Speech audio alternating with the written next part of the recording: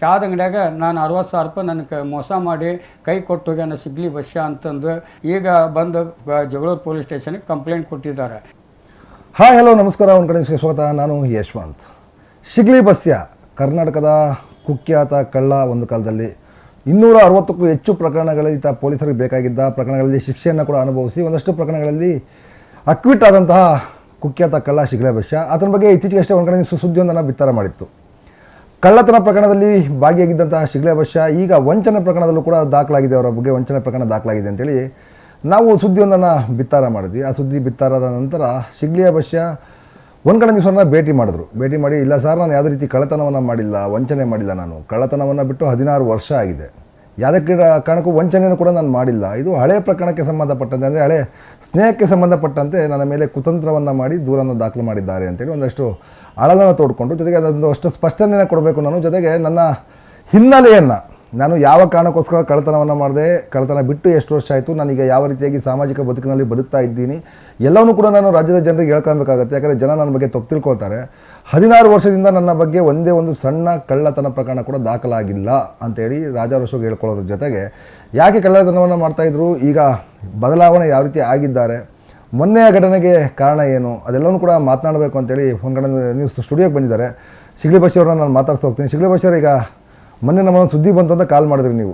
Sir, ನಿಮ್ಮಲ್ಲೊಂದು ಸುದ್ದಿ ಬಂತು, ನಮಗೆ ನೋಡಿದೆ ಅಂತ ಹೇಳಿ ಅದೇ ನಾನು ಏನು ಮಾಡಿದೆ ಅಂದರೆ, ದೇವಸ್ಥಾನದಲ್ಲಿ ಕುಂತು ವಿಡಿಯೋ ನೋಡ್ತಾ ಇದ್ದಾಗ ಒಂದು ವಿಡಿಯೋ ಬಂತು. ಅವಾಗ ಯೂಟ್ಯೂಬ್ನಲ್ಲಿ ಇದೇನಪ್ಪ ಅಂತ ನೋಡಿದಾಗ ಅದು ಊರ ಹೆಸರು ಬಂತು, ನ್ಯಾಮತಿ ಅಂತಂದು. ಅವಾಗ ನನ್ನ ಜ್ಞಾಪಕ ಶಕ್ತಿಯಲ್ಲಿ ವ್ಯಕ್ತಿ ಯಾರು, ನಮ್ಮ ಮನೆಗೆ ಬಂದು ಹೋಗಿದಂಥ ವ್ಯಕ್ತಿ ಇವನು 2-3 ನಂಬರ್ ಐತಿ. ನಾನು ಅದನ್ನು ಸ್ವಿಚ್ ಆಫ್ ಮಾಡಿದ್ದೆ. ಯಾಕಂದರೆ ಇವನು ಪಾಯಿಂಟ್ ಬಗ್ಗೆ, ಆಮೇಲೆ ನಿಧಿ ಬಗ್ಗೆ ಇಂಥವೆಲ್ಲ ನನ್ನಂತಲ್ಲಿ ಮಾಹಿತಿ ತಿಳ್ಕೊಳ್ಳೋಕೆ ನನ್ನ ಫ್ರೆಂಡ್ಶಿಪ್ ಬೆಳೆಸಿದ್ದ ಹೊರತು, ಆಮೇಲೆ ಶ್ರೀಮಂತ ಆಗಬೇಕು, ನನಗೆ ಬಂಗಾರದ ಅವನಿಗೆ ಆಸೆನೂ ಇತ್ತು. ಆದರೆ ನಾನು ಅವನಿಗೆ ತಪ್ಪಿಸ್ಕೊತಾನೆ ಅಡ್ಡಾಡ್ತಿದ್ದೆ. ಯಾಕಂದರೆ ಅವನು ದುಡ್ಡು ಎಷ್ಟು ಬೇಕು ಕೇಳು, ಬರೀ ಫೋನ್ ಮಾಡೋದು, ಹೀಗೆಲ್ಲ ತೊಂದರೆ ಮಾಡ್ತಿದ್ದ. ಅದಕ್ಕೋಸ್ಕರ ಒಂದು ಸಲ ನನಗೆ ದುಡ್ಡಿನ ಅವಶ್ಯಕತೆ ಇತ್ತು. 8 ತಿಂಗಳ ಹಿಂದನ ಒಂದು ಸಲ ನನಗೆ ದಾವಣಗೆರೆಗೆ ಭೇಟಿ ಆಗಿದ್ದೀನಿ ಅಂತ ನನಗೆ ಇಲ್ಲಿ ಜಗಳೂರಾಗಿ ಬಂದಾಗ ಬಸ್ ಸ್ಟ್ಯಾಂಡ್ ಬಸ್ ಹತ್ತಿ ಇಳಿದೆ.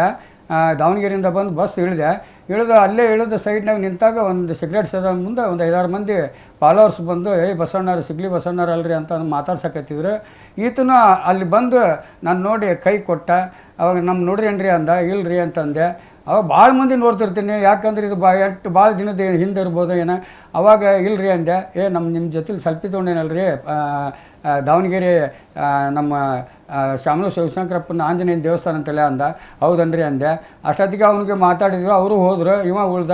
ನಮ್ಮ ಕಡೆದವರು ನಾವು ನ್ಯಾಮತಿರು ಅಂದ್ರೆ. ಅವಾಗ ಅಲ್ಲಿ ನನಗೆ ರಾಜಣ್ಣ ಅಂತಂದು ಈ ಚೀಟಿಂಗ್ ಕೇಸ್ ಮಾಡ್ತಿದ್ದಪ್ಪ, ರಾಜಣ್ಣ ಅಂತಂದು ಬಂಗಾರದ ಇದು ಮಾಡ್ತಿದ್ದ ಅಂದಾಗ, ಅವರೆಲ್ಲ ನನಗೆ ಭಾಳ ಪರಿಚಯ ಅಂತ ಹಂಗೆ ಮಾತಿನಲ್ಲಿ ಬೆಳೀತಾ ಬಂತು. ಅವಾಗ ನಾನು ಎಲ್ಲ ಸ್ಟೋರಿ ಹೇಳ್ಕೊತಾನೆ ಬಂದೆ, ತಿಳ್ಕೊತಾನೆ ಬಂದ. ನನಗೆ ಚೂತೆ ಮಾಡ್ಬೇಕಂತಂದು ಇವತ್ತು 60,000 ರೂಪಾಯಿ ಜಗಳೂರಿನಲ್ಲಿ ಕರ್ಕೊಂಬಂದು ಇಂಥ ಚಾದ ಅಂಗಡಿಯಾಗ ನಾನು 60,000 ರೂಪಾಯಿ ನನಗೆ ಮೋಸ ಮಾಡಿ ಕೈ ಕೊಟ್ಟು ಹೋಗ್ಯಾನ ಶಿಗ್ಲಿ ಬಸ್ಯ ಅಂತಂದು 8 ತಿಂಗಳು ನಡೆದೈತಿ ಇದು ಘಟನೆ ಅಂತಂದು ಈಗ ಬಂದು ಜಗಳೂರು ಪೊಲೀಸ್ ಸ್ಟೇಷನ್ಗೆ ಕಂಪ್ಲೇಂಟ್ ಕೊಟ್ಟಿದ್ದಾರೆ.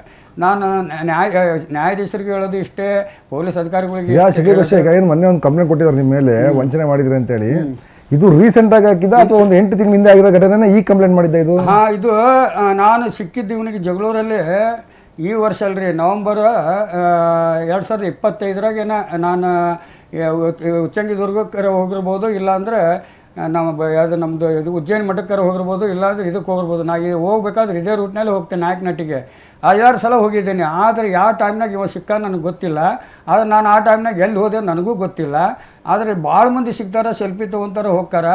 ಆದರೆ ಇದನ್ನು ಒಂದು ವೈಯಕ್ತಿಕವಾಗಿ ಇಟ್ಕೊಂಡಾತ ನನಗೆ ಸಂಪರ್ಕ ಬೆಳೆಸ್ಕೊಂಡು ಫೋನಲ್ಲಿ 8 ತಿಂಗಳದಿಂದ